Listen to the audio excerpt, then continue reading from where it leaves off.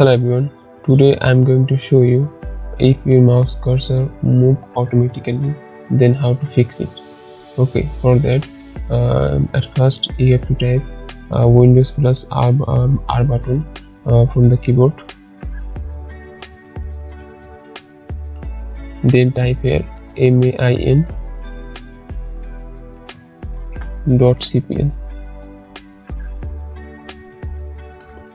Click on OK. Okay, from here you have to go pointer option. Okay, then hide pointer while typing.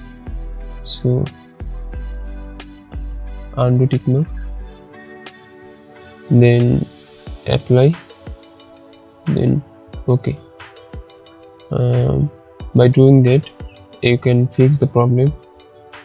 If you further face the problem while moving auto mouse cursor, then go again this settings,